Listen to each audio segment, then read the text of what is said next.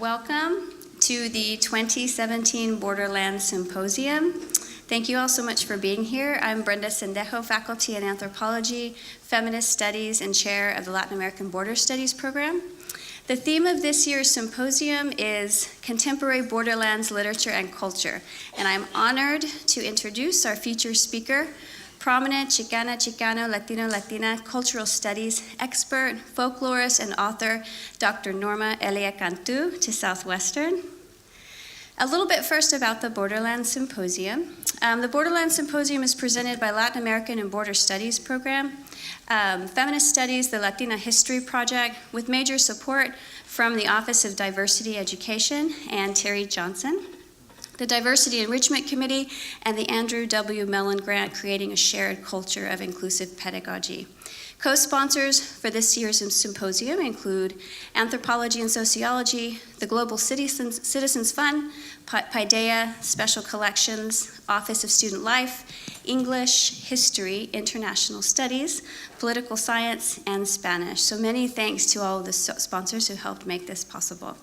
I would like to say a very, very special thanks to Kelly Lassard, our faculty secretary, for all of her work in coordinating the many logistics associated with putting on these kinds of events.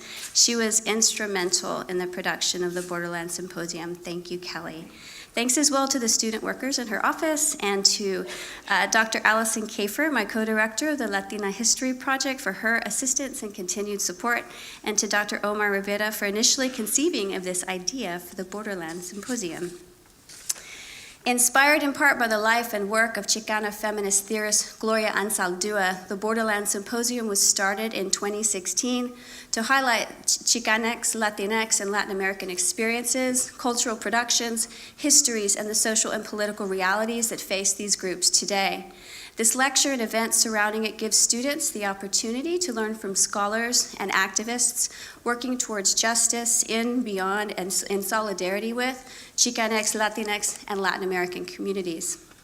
For these and many other reasons, as will become apparent, Dr. Norma Elia Cantú was a natural choice as this year's speaker.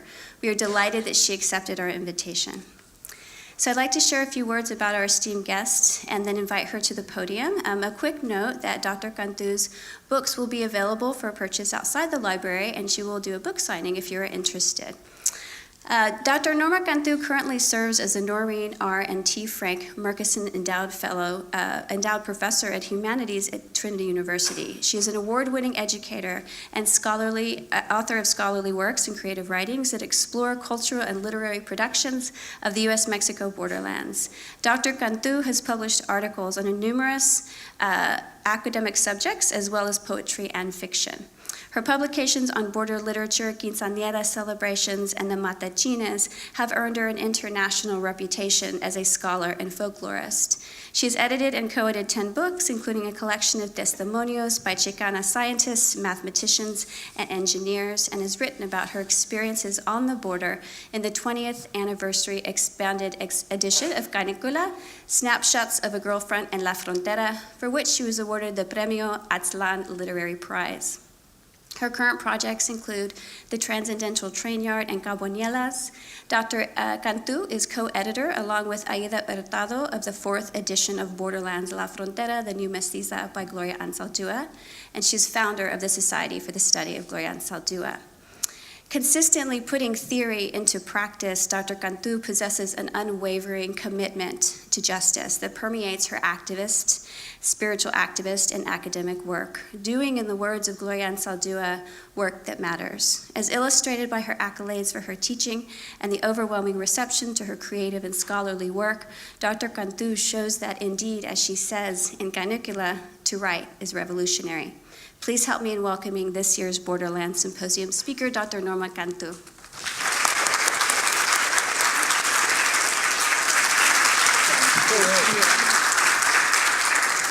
Muy buenas tardes. Good afternoon, everyone. It really is a pleasure to be here, not just because I'm a friend of Brenda's and I enjoy her company, but also the classes have been wonderful. I was at a class this morning and I also went to lunch with some students, and everything that since I got here last night has been just wonderful, even the tostada a dos salsas. What I'd like to do today is dedicate my talk to Gloria Ansaldúa, fierce warrior and friend, to my antepasadas and antepasados who live in me, and to the students. You are the future. My agenda for today is first to tell you a little bit about myself, about growing up on that border between Mexico and Texas. More specifically, Laredo on the Texas side and Nuevo Laredo on the Mexican side. I talk throughout the talk about how testimonio is history. It's personal history, it's people's history. It's our history that you often don't find in textbooks or even in history books. And then I'll do a reading, first from Canícula. And as Brenda was mentioning, the book is just out a couple of years ago in its 20th anniversary expanded edition. And then from Transcendental Train Yard, which is a collaboration with Marta Sanchez, a printmaker who is from San Antonio, lives in Philadelphia, and my poetry. And then from Cabañuelas, the brand new novel that I'm going to be submitting as soon as I finish it. I'm right now in the process of inserting the photographs because like Canícula, it also has images that tell stories. So, begin the story in Laredo, Texas. And these images that I'm going to show you illustrate several things about my life, but also about the border. I'm the oldest of 11 children. When I was born in the mid-20th century, it was pretty common for Chicanx families to have more than 5 children. It was like almost the norm. The reason, first, yes, they're Catholic, but also there was little access to women to do otherwise. We didn't have access to the pill. We didn't have access to contraceptives. So it was pretty much women's role to, as some feminists say, be breeders and have children. I come from a working class family. My father worked at the smelter. In Laredo, we had an antimony smelter. Those of you in chemistry may know about antimony. It's an element that is rare, only found in some very special places in China and in Mexico. And when Mexico, they appropriated, I guess, the mineral industry, a Scottish firm that was the mining company, mining antimony, relocated to Laredo and brought the workers from that town to Laredo, Texas. My father was not one of those that was displaced, but he very quickly got a job there and started working. After working construction for a few years, he was born in Mexico. My mother was born in Texas. I was born in Nuevo Laredo, moved when I was 3 months old to Laredo. And so it's one of these border stories that goes both sides, back and forth, especially for working class families, but also for the elites, because they reside on both sides of that border for generations. Since the 18th century, in the area that is now South Texas and northern Mexico, families have engaged in life. All the popular, I'm a folklorist, so a lot of my work includes traditions, music, folk dance, all kinds of food. I love to study food. I'm serious. And a lot of traditional culture, huipiles, the textiles, all of that, because they also tell a story and a narrative. And so from the 18th century, 1755 to be more exact, Laredo has had that tradition. My life in the 50s and 60s is what I chronicle in Canícula. In a way, it's autobiographical, although it is a novel. It has some fictionalized segments, but it is pretty much how we lived on the border during that period. And a lot of it is the quest for an identity that is neither wholly Mexican and not wholly U.S. or Texan, but a blend of the two. And I'll give you some examples of that. So here's Mexico City around 1945. My tia abuela Piedad, my grandfather's sister, and my tia Luz, my dad's sister, youngest sister, just taken by a street photographer in Mexico City. And here's a picture of my Cantú, Vargas Cantú family, and they pretty much resided in Mexico. However, My grandfather, Vicente, that you see here, was a pacifist. So 1910, guess what? They come over here. 1916, they go over there. And even with all of that, he could not protect his children. Gonzalo, this one right here, who actually is the oldest of the children. They had 15 children altogether. These are the ones that survived, at least until adulthood. The only surviving person in this photograph is my tío Rogelio, who just turned 90. He lives in Houston. And Gonzalo went to Hollywood and became an extra in the films because it was the new thing to do in the 1920s. But he comes back and is killed in a brawl at a wedding. The story goes that it wasn't his fault, that he was a mistaken identity kind of thing. But anyway, he's the first of the adult children to die. The others die in childhood. One is hit by a stray bullet at age 12. Her name was also Maria de la Luz, like my tía that you see here and that you saw in the picture earlier. The other ones die in infancy. Very common, which is another reason families had so many children, because they didn't all survive to adulthood. It was a ranching family. He at one time had dairy farm, and that was on the U.S. side. And then they went back over there, and he had a bakery. Go figure. And this is on my mom's side, Maurilio Ramon, who came from Monclova to the United States, to San Antonio, actually to Corpus, where my mother was born, and then to San Antonio, and was repatriated. His family, my mom's family, were sent back to Mexico, although my mom and her sister were born here in the 1930s. And the story my mom tells is of going back to Mexico and never having lived there, with very little knowledge of Mexican history or any education in Mexico. Their education was in the U.S. So having to relearn all the stories and the history. For example, they knew who Sam Houston was, but they didn't know who Benito Juarez was. And so it's this kind of bilingual education, but in reverse. It's like they're going over there. Well, guess what? Children today face exactly the same situation. And Mexico has a crisis because a lot of the children going back don't know the Mexican history, the Mexican customs. They've been living in Detroit or Kansas City or New York. And so they're going back and facing things my mother faced in the 1930s. He is again. He was a railroad man, which is why I wrote that collaboration with Marta on the train yard. And he worked the railroads for many years until he was, I don't know, I was going to say kicked out. I guess that's what happened. They were sent back to Mexico. But a lot of these Mexicano men who worked, laying the tracks, doing the work, didn't have the rights to stay. And a lot of laborers today, same thing. Here's my mom.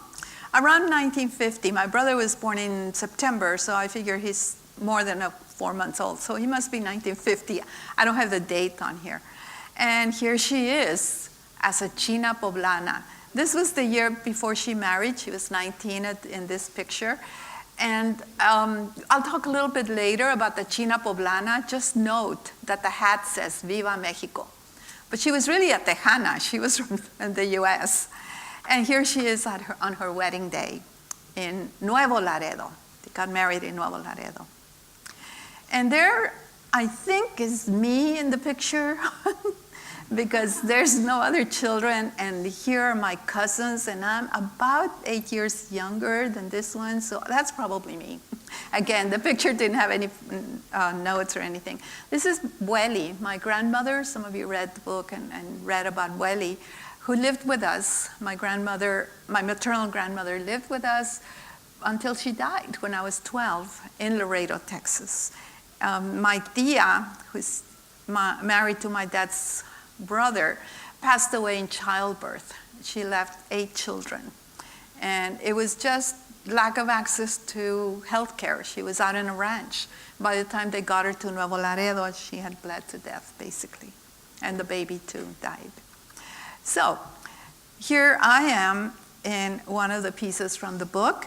And I wanted to point out a couple of things. The way that the picture is printed in the book is in reverse, and you can tell that because of this. I didn't know that we were going to leave this on there, but it's actually very handy because you can tell. And the reason is that when you read an image, you read it the way you read text. And so you start and go this way. And I wanted this little girl to stop your eye from going on and focus on this. And I think it works, except you start then analyzing, and you see a refrigerator on the front porch, and you wonder, what's that doing there?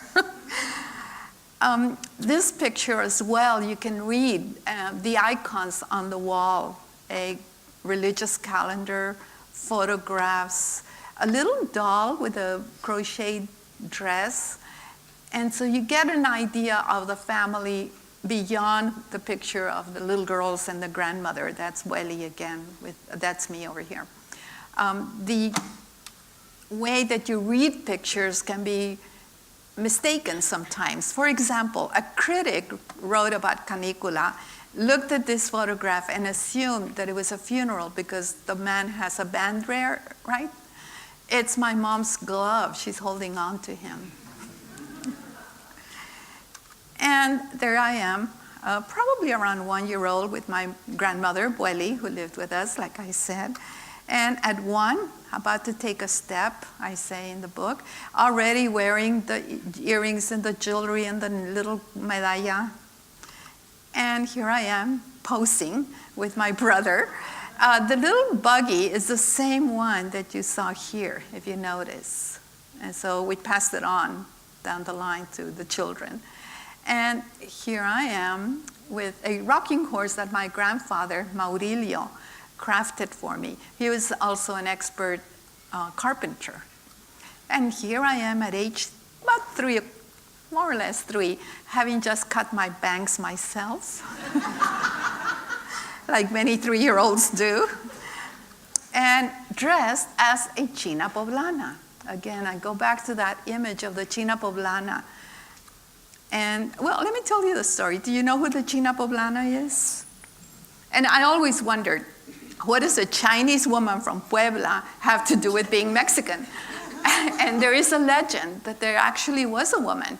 And the story is that when she was about 12, she was brought to the Americas, to Mexico, through Veracruz, by pirates who then were going to sell her. She was Asian.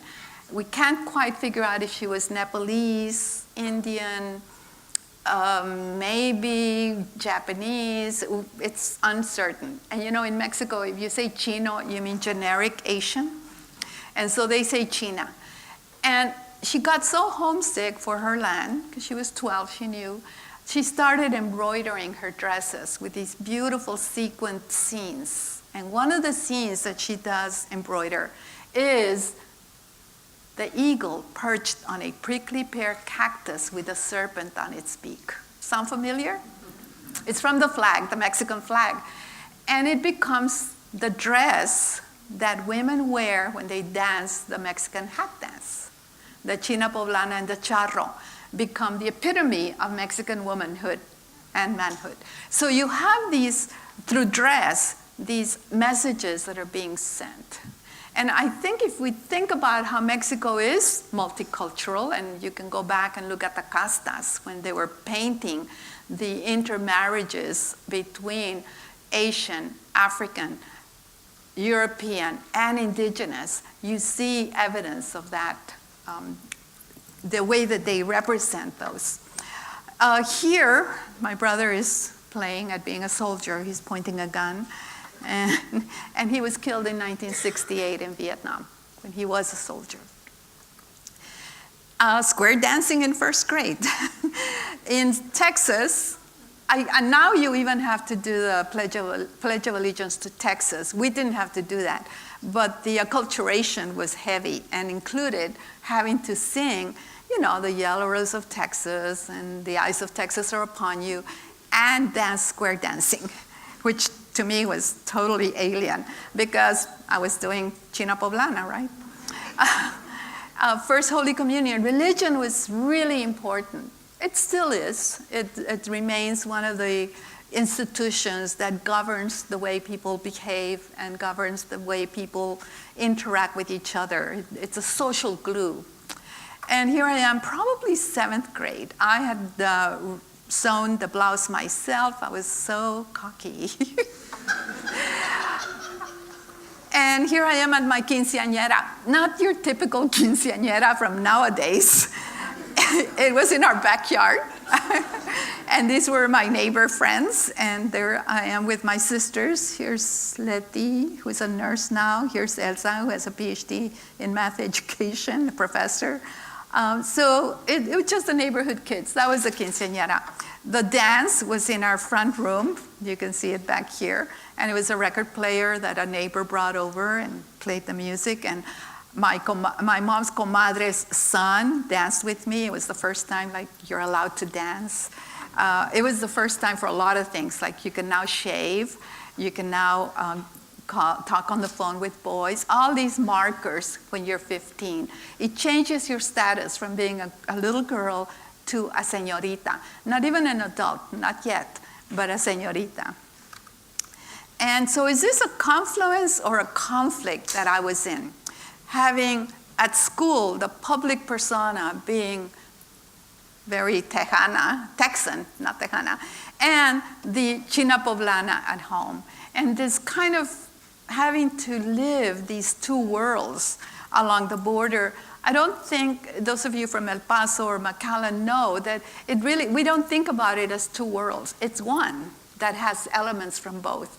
So I could count or measure things in kilos, metros, as well as yards and pounds. And so it was learning those two ways of looking at the world that I think on some level isn't there as much now, because it's harder to have that due to the violence, that people aren't crossing back and forth like we used to. Some people still do, but it's not the same. I'm talking 50, 60 years ago. But even up until 20 years ago, it was still pretty common that happened. And then the government issued, because remember, I was born in Nuevo Laredo, and I want you to look at this, color blanco. And then color moreno. Now, I had not changed. It is the state that assigns color. It is the state that assigns classes, classifications. And the state, the nation state, protects those in various ways. And a lot of it is through immigration. And so here's my high school newspaper staff photograph. Mrs. Sorrell was our English teacher and the sponsor for the newspaper. I'm over here. And these two had the athletics beat, and you can tell why, right? I had the astrology column. I knew nothing about astrology. I made it up. I read the newspaper astrology stuff, so I knew how to word it. And then I would talk to my friends who were Leos, figure out what was going on, and Libras. And so then I would write it. I think that was the beginning of my creative writing. Although I'd been writing since I was in the 3rd grade. So I'm going to read now from Canícula some of the pieces and begin with the epigraphs. Brinca la tablita, yo ya la brinqué. Bríncala de vuelta, yo ya me cansé. A children's game. All photographs are memento mori. Susan Sontag. The U.S. Mexican border es una herida abierta where the third world grates against the first and bleeds. Gloria Anzaldúa. Las Piscas. On a hot August day, the chicharra's drum forces me to the present. They madly hum incessantly, insistently, a long row of cotton to be picked, capullos de algodón. Nothing moves. The dust has settled on the green leaves and on my skin. El olor a sudor, heavy odor of sweat. I wear with a blue plaid flannel shirt. Can't get away from it. As comforting in its intimacy as Mommy's sweet scent of talcum powder and sweat. Sun so bright it hurts my eyes, barely look at it, and I see bright red spots. Sweat runs in rivulets along my back. The acrid smell of the pesticide nauseates, sticks to the cushy, dusty white fruit, glassy fibers in my fingers. I pull as carefully as when I pick a burr off my socks. I hold and stash tiny white filaments, soft as barba de chivo weed we harvest from Doña Carmen's fence when playing comadritas. Excuse me. Slowly, I feel the saca, custom made by mommy to fit a 9-year-old shoulder. It'll bring 50 cents, maybe even $1. Don Guillermo writes it all down in his book when I go with papi to empty la saca en la troca. Strange insects, frailecillos, chinches, garrapatas, some are all of these pests, ticks, fleas, tiny spiders the color of sand. Some or all of these bichos find their way to exposed arms, ankles, necks, and suck lifeblood, leaving wells, ronchas red and itchy, and even pus-filled ampoulas that burst and burn with the sun. In the photo,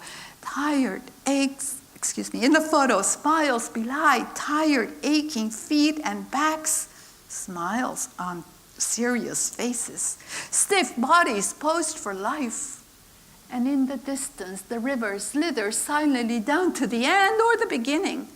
And high above in the heavens, a speck of metal, a jet from the north flies south, leaves a trail of white cloud, like a tail on a homemade paper kite.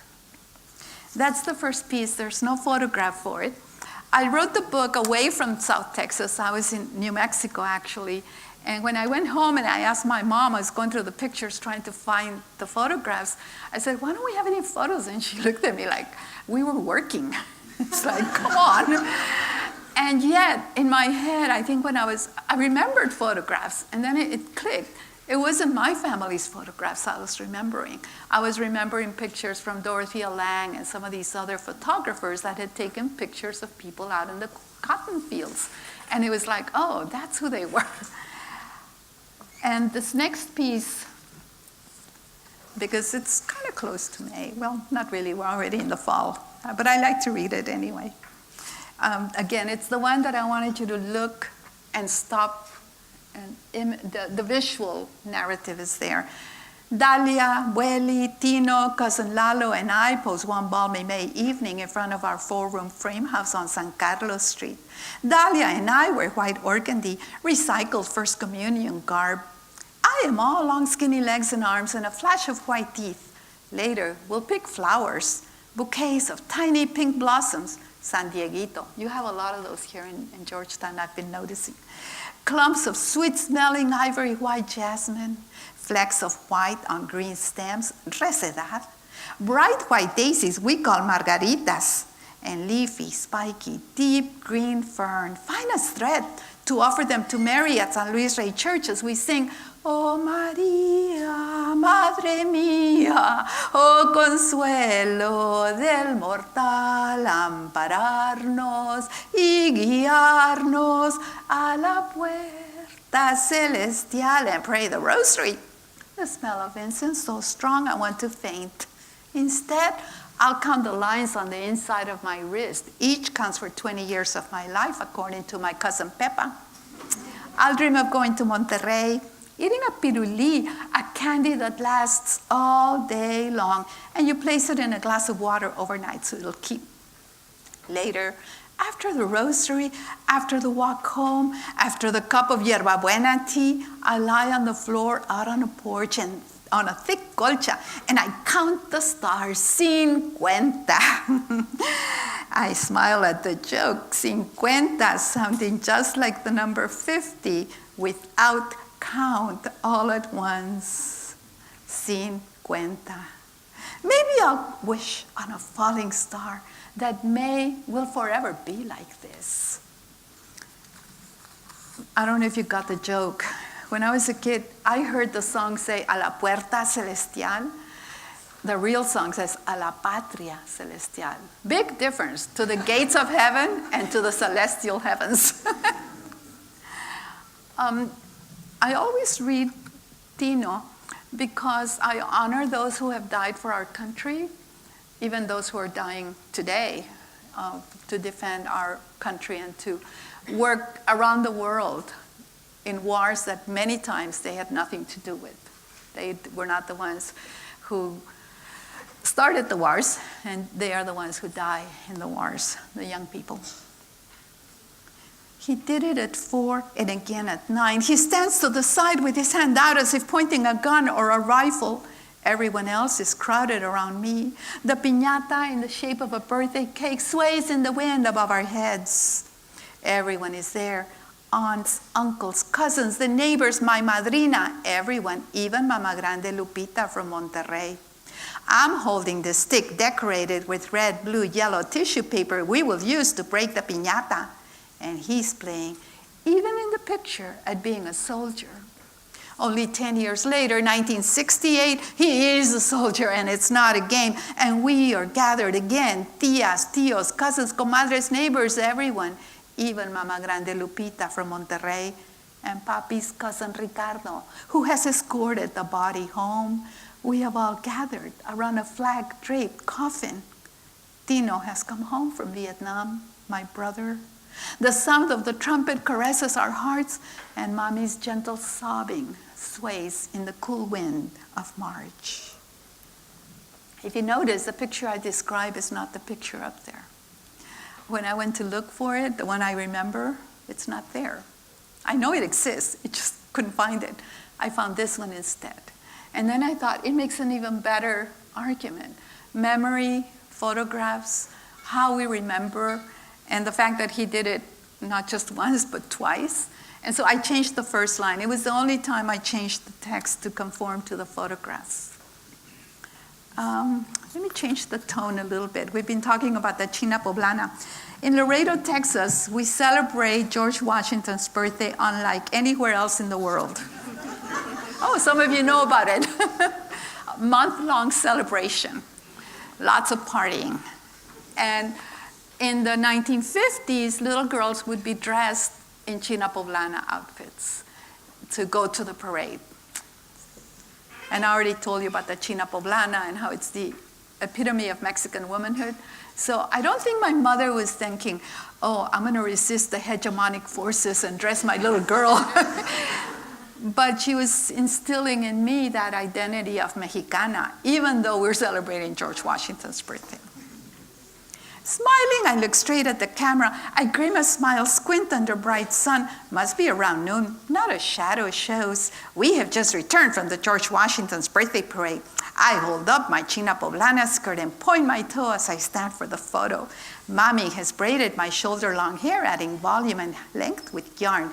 Green, white, red, verde, blanco, colorado, la bandera del soldado. The dazzlingly white blouse, embroidered with bright silk to shape flowers like the ones that grow in our yard. Hibiscus, roses, geraniums, even some that look like the tiny blossoms of the moss roses remind me of summer, although it's a warm February day. I know Raul is hiding behind his dad's truck to make fun of me. I pretend not to notice. Instead of his teasing, though, I hear a whistle, a wolf whistle, and I become even more upset than if he called me skinny, wetback, his favorite taunts, flaca, mojada. I mustn't move because Mommy wants me to stand perfectly still until she takes the picture. I resist the urge to grab a stone and hit Raul with it. My aim is good and I know exactly where he is, if only I could. And I feel like the chalupa in the Loteria game. Maria Felix, Dolores del Rio, a movie star frozen in costume. But then it's all gone. Just like the dust remolino that came up unexpectedly and left us all dusty. A lonely urraca lets out a loud cawing in the noon heat, predicting a change of weather, warning of the freezing winds that will hit later that afternoon and cut into my face as I ride the Wheel of Fortune at the carnival. We go inside the frame house and have lunch, sopa de arroz, picadillo guisado, fresh corn tortillas with orange-flavored Kool-Aid. Mommy tells Welly I'm growing so fast the costume won't fit next year. Dalia will wear it for the parade. I cringe and I want to cry, but I won't let the thought spoil the present. And I ask, can I buy cotton candy at the carnival? Maybe I'll even win a little pink or blue chick to keep me company. And I do. But when the chick becomes a chicken, well, he wrings its neck, drains the blood, and we have arroz con pollo for Easter. And I'm going to read one of my favorite pieces. I don't often read it, but I promised one of your professors that I would. Políticos. It may be September when rains come down so hard they almost flood our house, even though it's built on stilts. The rains are gone.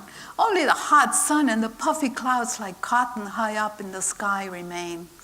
Eisenhower visits Laredo, and we line Saunders Street to see a convertible speeding by from the airbase to the bridge, a gringo waving to the brown faces of all ages that have come to see him. Viva Ike, someone shouts, but he doesn't hear, doesn't seem to see us waving in the hot morning sun. When Miss Montemayor asks if anyone knows who the president is, I raise my hand and impress my teacher. Eisenhower, I say, and the vice president is Nixon, but we don't like them. They're not Democrats. Repeating in English what I've heard in Spanish at home. And mommy and papi sacrifice to pay their poll tax. Then they give their vote to their compadre who works for the city so he won't get fired. At 21, I will ask why and rebel, won't give my vote to the machine. Papi shrugs, we would vote Democrat anyway. This way, if the smelter lays off again, I may get a job with the county. I don't understand. I remain angry at the machine, the bosses who control, who deprive the políticos. Our money lines their pockets, who control. Remain angry at the machine, the bosses who control, who deprive the políticos. Our money lines their pockets, paves their private roads on their ranches, while our streets remain unpaved, run like rivers after every rain, while our public library remains as small as someone's private library, while the dropout rate remains between 50 and 80%, while judges, mayors, sheriffs, and others in power abuse, rape, embarrass, harass, taunt, demean women. I see the pain, the hopelessness, the survival strategies of the poor. At 18, I can't forgive. At 8, I ponder, what makes men so important? And that year, because I know their names, I make good grades in social studies and in English, and I get to have my picture in the paper with Mr. Valle, the principal who speaks our names in English. Maria Angelita calls me Nina instead of Nena. We arrive in his Buick, meet the superintendent and the photographer who proceeds to line us up on the stairs in front of the main office on Victoria Street. Soon, sweat runs in rivulets down Superintendent Nixon's red face. Sweat beads onto droplets on Mr. Valle's balding head. Some years later, both men are dead. Other men have taken their place. And I marched to Austin protesting with the farm workers, marched to rallies protesting Vietnam, march in rallies for the ERA, and wonder, what else can I do? And lowly office clerk, wear a Cesar Chavez button, read Marx.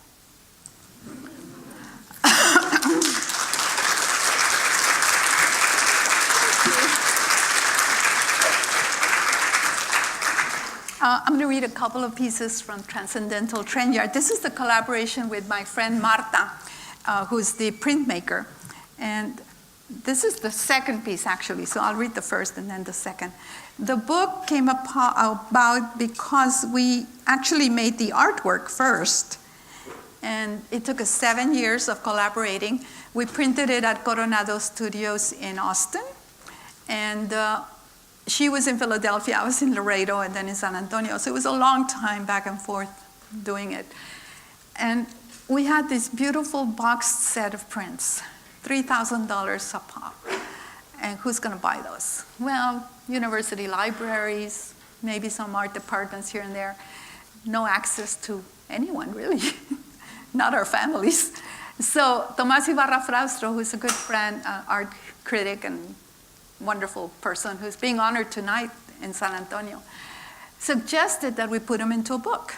And I went around looking for a publisher, but you can't make a book with 8 pages.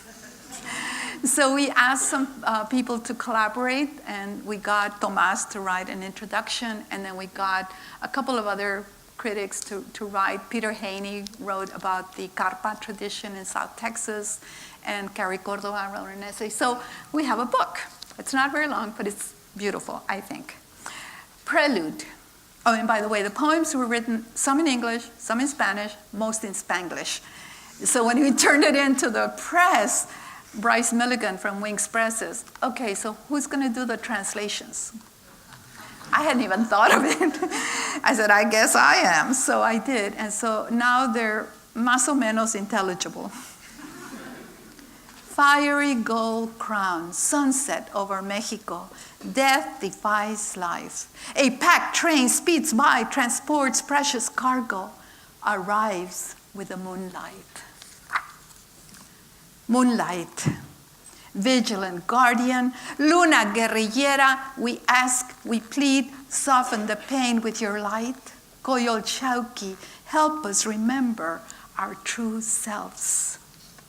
And if you notice, in this one, the poem is kind of framing the artwork. Here, it's in 2 lines, kind of framing it almost like railroad tracks. And this one is called Mujeres Trabajando, Women Working. Women's work. And when I start listing the women, it begins with Marta's name and ends, Marta's mother's name and ends with my mother's name. Women's work is never done. At home, in the fields, at the office, we are workers all. Doing work that matters, protesting wars, writing poems, doing laundry, fighting injustice, breaking bread, living. Blanca Estela Sánchez, Emma Tenayuca, Manuela Solís Sager, Sor Juana Inés de la Cruz, Dolores Huerta, Jovita Idar, Sara Estela Ramírez, Gloria Ansaldúa, Audrey Lord, Rosa Parks, La Delita, Rosario Ibarra, Virginia Cantú. And a book of trains, everyone assumed was all men. Nah. We put this one in and we put a couple of other things. And I'm going to end from this with R con R cigarro. I call it that. The title in the book is different. The title in the book is Horizon, because you can see the horizon there. And the poem is written onto the image in this case. R con R cigarro is a little ditty that children are taught to have them trill the R when they can't pronounce the R, and so children repeat this little saying. So that's where this came from. But it also is about the trains. R con R cigarro, R con R barril, que recio corren los carros del ferrocarril, waiting for trains. Lives come to lives, trains follow tracks, leading to ends and beginnings. R con R cigarro, R con R barril, que recio corren los carros del ferrocarril, coming and going. La vida es un train, life is a train, and the passengers follow their destiny. Camarón que se duerme se lo lleva la corriente. The engine hums a lullaby, reassuring whistle in the night. R con R cigarro, R con R barril, que recio corren los carros del ferrocarril. And that's the ones I'm going to read from there. I have just a couple more things here. From Cabañuelas, this is the new book. I'm so excited. I'm working on putting the pictures in, like I was telling you. And I don't know, I haven't picked what I'm going to read, so I'll just kind of serendipitously leaf through and see what comes up. It takes place in Spain. Nena, who is in Canícula, is now a professor in South Texas and is off to Spain to research fiestas. And she goes around to different fiestas and takes pictures. So I'll just read, you know the saying, febrero loco, marzo otro poco? Because the weather is crazy in February, it's even crazier in March. And the title, Cabañuelas, is a way of predicting the weather. And it's a very agricultural kind of tradition. In rural Mexico, my father knew about the cabañuelas. In New Mexico, people know about the cabañuelas. You take the first 12 days of January, each day stands for a month. So January 3rd is March. And then the next 6 days, you go half days. And then you go in reverse. It's very complicated. I laid it out at the beginning of the book because I thought nobody's going to be able to follow it.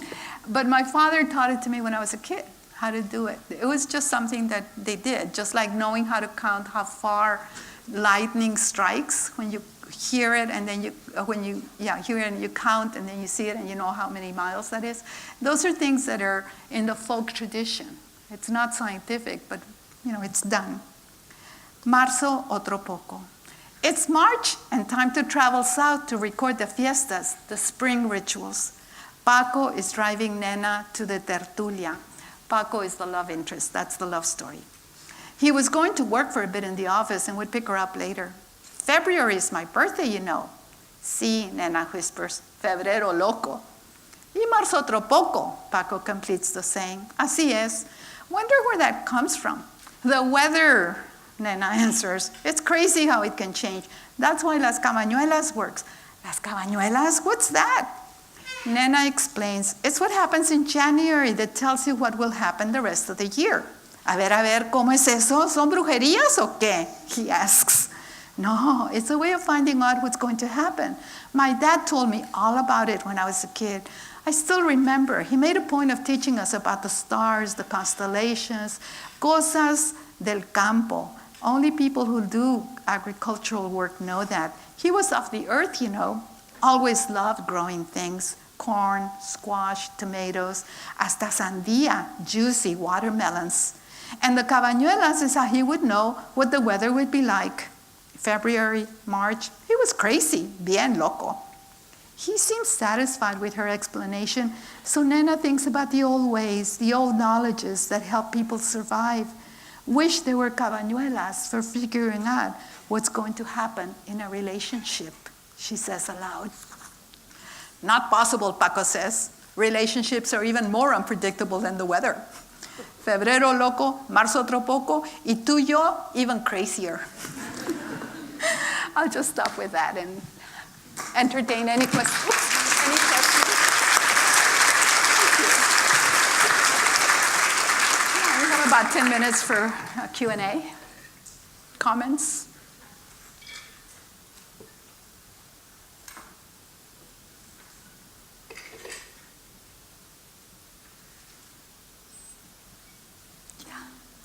Larissa. I think it's really interesting the experiences that you have are very similar to the experiences that my mom has. My mom was born in Grayburg, right outside of Corpus, and she had her mother was born there, her grandmother was born there, and she kind of had a similar story, that she was raised kind of in the Belize and migrated up to Michigan every summer and worked in the fields. Migrant work, yeah.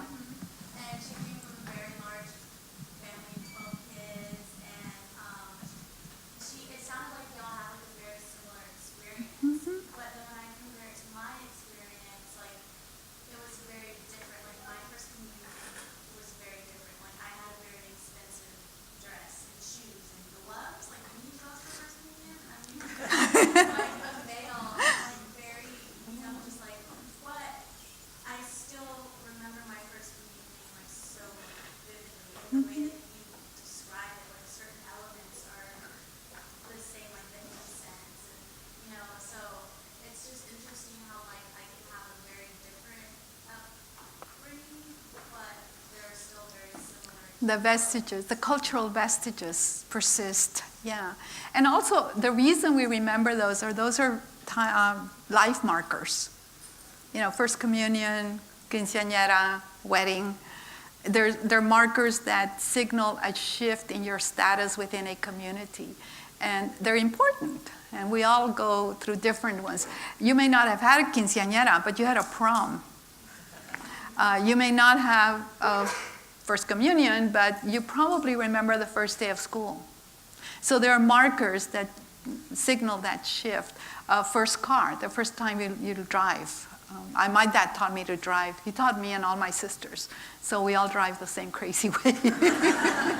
He had his own rules. Like he'd be driving down the street and he wouldn't put on the blinker. And you'd say, "Papi, el blinker. Ya saben pa dónde voy." You know, you can just go. They know where I'm going.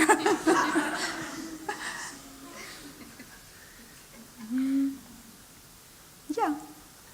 I think I really found it really interesting that you talked about these categories that were sort of markers as well for your identity, and that the fact that you had no control over them because they were designated by the state. Right. And I know Gloria Anzaldúa talks about that. We've had previous speakers, Dr. Yolanda Neva, like they've all talked about sort of having to navigate within this institution. And I thought it was just very interesting to incorporate that into your lecture because it is a very difficult thing to have to navigate. The beauty is you don't know it's difficult while you're doing it. You're just living life. You think everybody is going through the same. And then you get out of it and you figure it out and you go, "Oh, wow, how did I do that? How did I survive?" Yeah. Yes? I think it's really, I love everything you did. It's really wonderful how you use photographs. How do you choose? Oh, gosh. I'm sort of thinking, I'm putting photographs in a book right now myself, and I've got 50 photos that are really great photos, and I can choose 7. 7. I had 60 for the new book, and they told me 40. So the ratio is a little better. Yours is tough. And then how do you, I think it's so interesting to think about the power of a photograph. Yes. I just would love to hear you talk Yeah. more about how you think about photographs. Yeah. Well, in the book, I talk about Roland Barthes, Cámara Oscura, and I also talk about Susan Sontag. These are critics who have thought about it and written about it. But for me, the photograph is a story. It's a narrative, and it's not always the same story that people tell. And so there's dissonance between the visual story or the image and the written. How I choose, a lot of it is gut feeling. I just kind of have to intuitively know that that's what I want there. Sometimes it doesn't work because it's a bad photograph. It's too dark or it's not sharp enough. They can't do anything. Other times I have beautiful photographs. I have one about a dog that I really want to put in here, but there's no story about a dog. So I'm going, how am I going to do that? So you just kind of have to feel your way through it from a more affective, not cognitive way of doing it. I mean, you can use your mind to kind of figure it out, but ultimately for me, it's about how I feel and how that intuitive inclination, where it's taking me. And 7 out of 40. Gosh. I have a friend who's doing very similar work. She has 600 video pictograms. I don't know if you know, in the 1800s, there were photographers who came to Texas and took these kind of for tourist photographs of San Antonio. And the Briscoe Museum there asked her to curate a show. And so she's going through these. I think she has to pick 20 out of 600. It's just crazy. But she was showing them to us, and the ones that I'm attracted to are the ones that have a story. You have people in there. It's not just a picture of the Alamo. There's the plaza, and there's a guy selling chickens. And so that there's a narrative that can be drawn. But that's my own. I mean, somebody who is more trained in the visual arts may want the one that has the best composition or the contrast, the sharpness, and all of that. I go for the story, but maybe that's why I'm a writer. Others? Yeah. You were talking about the rail workers, and I just thought when they came, and then you said at the end that they didn't have the right to stay. Did they come working knowing that they'd be sent back, or did they think, I'm going to give to society, they're going to let me stay? So, Pretty much, yeah. For my grandfather, he immigrated. He had family in Texas. At that time, this is in the 1920s. He comes over. My mom was born in 25. He had a good job with I think it was Southern Pacific, one of the main railroad companies that was in Texas. And if you do the research, I mean, there are all kinds of politics involved in how these companies were chosen to come to Texas and build railroads. The one through Laredo is from the 1890s. So he's coming after some of that. He's in Corpus, he's got a good job. They give him a promotion, so he moves to San Antonio and has got it. I mean, his kids are in private school, Sacred Heart. He thinks, this is a good job. And then from literally like within a couple of months, he's lost the job and they're sending them to Mexico. And it was really devastating, so much so he became an alcoholic. He just lost it. And I remember him because he died when I was about 9 or 10. But I remember going to visit him. He didn't live with us. My grandmother left him because he was an alcoholic and came to live with us. And so we would go visit him, and he was a very sad old man in my memory. Whereas before he had been this man who played the guitar and wrote poems. I have some of his poems. And it just ruined his life. And he's only one, but there were hundreds of these families that were just torn apart. And what I'm saying is that same situation happens now. Especially when I was in Kansas City, I saw it more immediate. I know it's happening everywhere, but it was more kind of in your face there, where people had been there 15 years working, at a restaurant or something. And the INS would come in and take everybody, and you're gone. So immigration is one of those really sore spots for me. It's just, we need to do something. Somebody was telling me that they're having trouble finding farm workers because they hire the ones who are available and they work one day and they don't come back. It's hard work. Not many people are willing to do it. Yeah. Do you think we can learn from the European Union at all about open borders and figure out a way to have an open border? And what would your take be on an open border here? I mean, do you think it would help in even reducing crime on the borders and things like that? I'm not sure about the crime. For the labor, yes. I've seen it in Spain. Although the Spanish have been going to Germany to work for many decades, but now it's kind of more formalized and it's more equitable. I met an older man who had retired from a company, I think it was in Switzerland. He was getting his retirement check in Spain. And all his life he had worked over there. He had been commuting. His wife was still in Spain. He was over there. He'd go work for 6 months, come back for 6 months. He completed his thing. He retired. That seemed very doable. I'm sure that there's other problems that come up.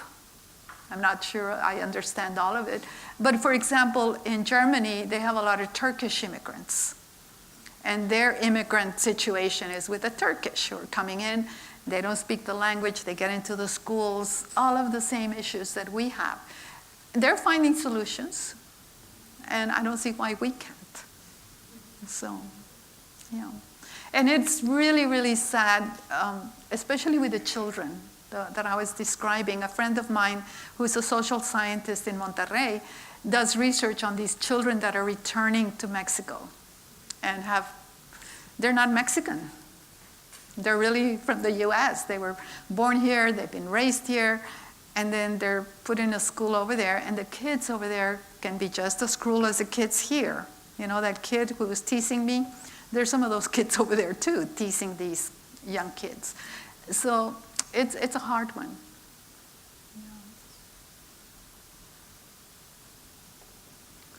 Well, I'm going to read the last piece then as kind of to close it.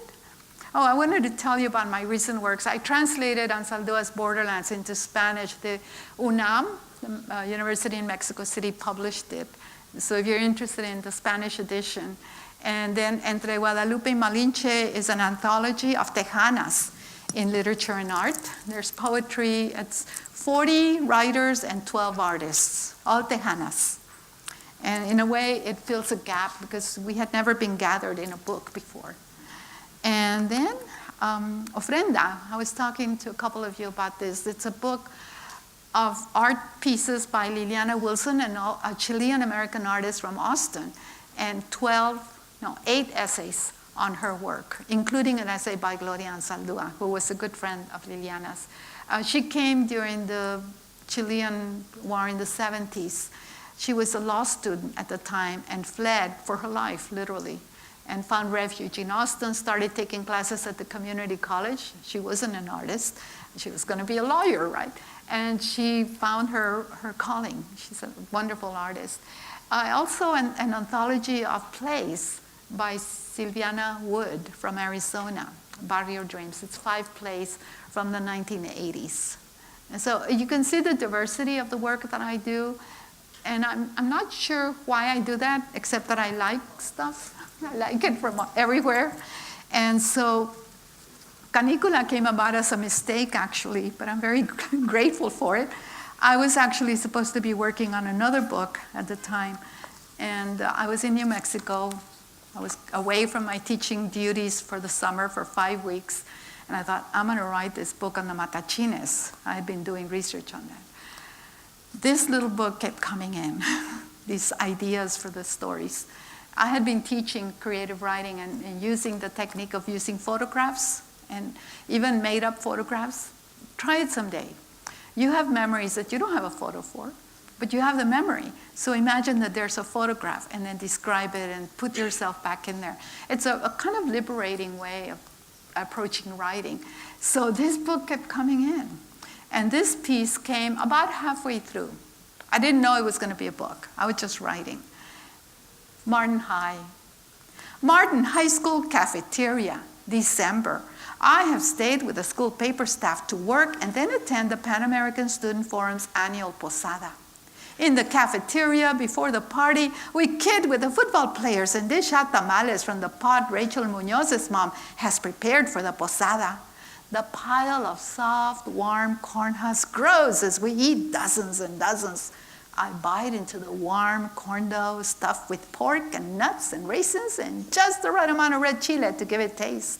One after another, I gulp each bite down with a swig of Coke, laugh at Armando and Nacho's antics. Patsy and Homero are sitting quietly to the side talking. We're kidding, laughing, relajando. We go get more tamales and we all freeze as the photojournalist to be snaps the picture. My pink headband holds back a 60s slip, matches the pink dress that I've made for the posada. Appears white though, as white as the hand-knit sweater, Mommy's Christmas gift from the year before. A rare photo where I smile, unconsciously showing teeth, the broken tooth, the reason I never smile for photos, unnoticeable. The joy, the happiness of youth, carefree and alone away from the adults shines on our faces. Armando won't come back from Vietnam. Nacho won't become the astronaut he dreams of being. Patsy will marry Homero and have 5 boys before she's even 30.